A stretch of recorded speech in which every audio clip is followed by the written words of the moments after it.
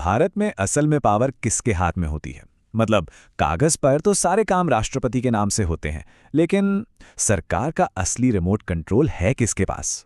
चलिए आज इसी सवाल का जवाब ढूंढते हैं और भारत के प्रधानमंत्री की संवैधानिक शक्तियों को परत दर परत समझते हैं। इसको समझने का ना एक बहुत अच्छा तरीका है। एक कंपनी का उदाहरण लेते हैं।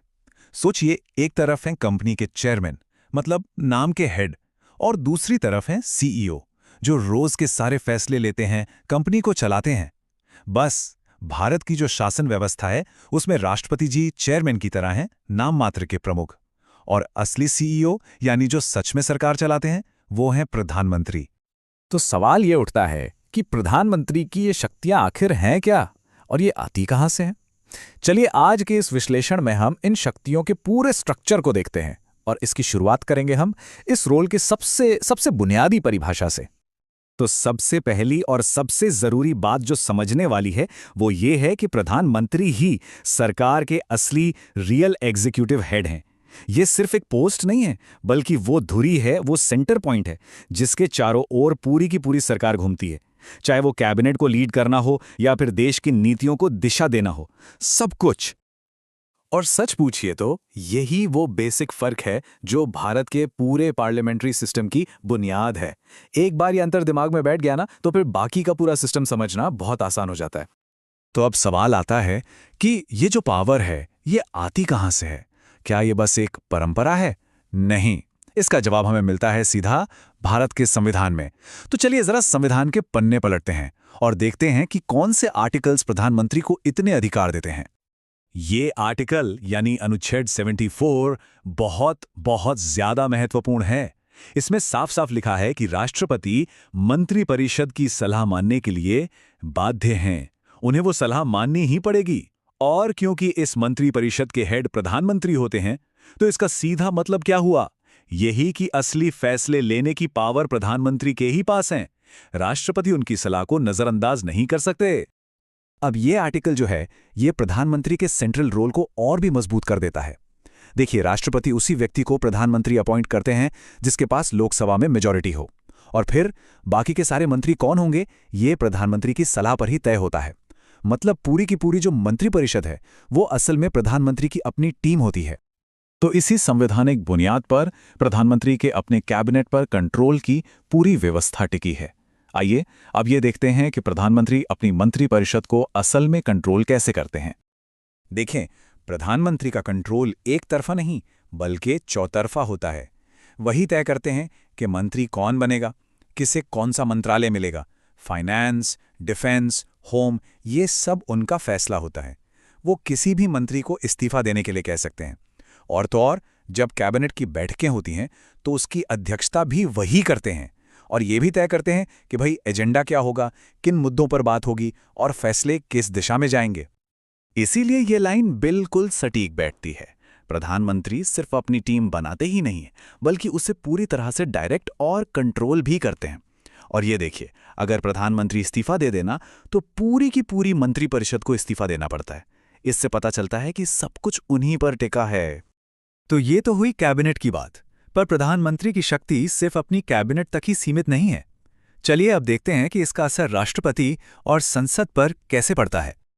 ये आर्टिकल प्रधानमंत्री को राष्ट्रपति और कैबिनेट के बीच का सबसे जरूरी पुल, सबसे जरूरी लिंक बनाता है। सरकार क्या कर रही है, कैबिनेट ने क्या फैसले लिए हैं, इन सबकी जानकारी प्रधानमंत्री ही राष्ट्रपति को देते हैं। मतलब जानकारी के लिए राष्ट्रपति जी पूरी तरह से प्रधानमंत्री पर ही निर्भर हैं। और असलियत तो ये है कि राष्ट्रपति की कई बड़ी बड़ी शक्तियां, जैसे कि देश में इमरजेंसी की घोषणा करना, राज्यों में गवर्नर अपॉइंट करना या फिर सुप्रीम कोर्ट के जजों को नियुक्त करना, ये सब कुछ होता तो राष्ट्रपति के नाम से है, पर यह किया जाता है सिर्फ और सिर्फ प्रधानमंत्री और उनकी कैबिनेट की सलाह पर। तो नाम राष्ट्रपति का, लेकिन फैसला प्रधानमंत्री का।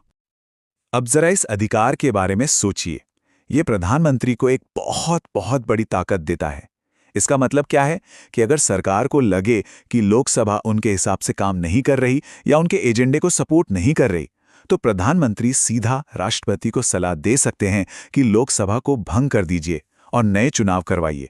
एक बहुत बड़ा पॉलिटिकल टूल है, एक राजनीतिक हथियार है। तो जब इतनी सारी शक्तियां एक ही व्यक्ति के पास हों, तो जाहिर सी बात है कि प्रधानमंत्री ही देश की दशा और दिशा तय करने वाले चीफ आर्किटेक्ट बन जाते हैं। देश की फॉरेन पॉलिसी क्या होगी, इकोनॉमिक रिफॉर्म्स कैसे होंगे, देश की रक्षा और इंटरनल सिक्योरिटी से जुड़े बड़े फैसले कौन लेगा, इन सभी बड़े और जरूरी सवालों का जवाब एक ही है, प्रधानमंत्री। इन सारी नीतियों के केंद्र में वही होते हैं, वही इन्हें फाइनल शेप देते हैं और लागू करवाते हैं। और बात सिर्फ नीतियों तक ही नहीं रुकती। देश के जो सबसे बड़े पद हैं ना, उन पर अपॉइंटमेंट्स भी प्रधानमंत्री की सलाह से ही होती हैं।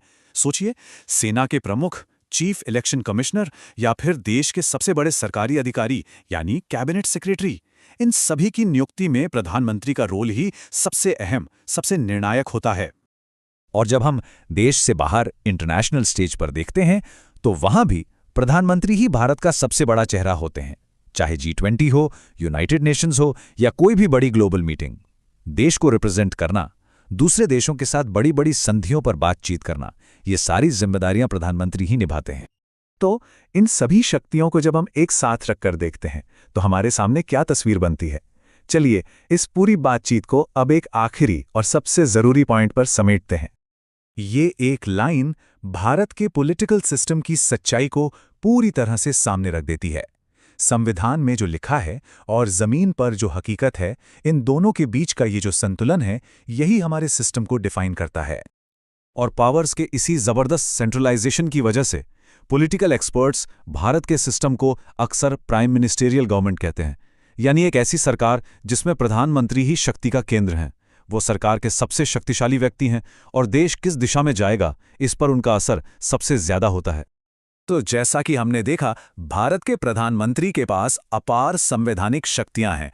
वो सरकार के असली प्रमुख हैं और देश की दिशा तय करने में उनकी भूमिका सबसे अहम है।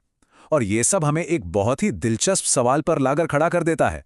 अगर असली शक्ति प्रधानमंत्री के ही पास है, तो फिर एक आधुनिक लोकतंत्र में राष्ट्रपति जैसे नाममात्र के राष्ट्राध्यक्ष का असली उद्देश्य क्या है? इस पर सोचिएगा जरूर।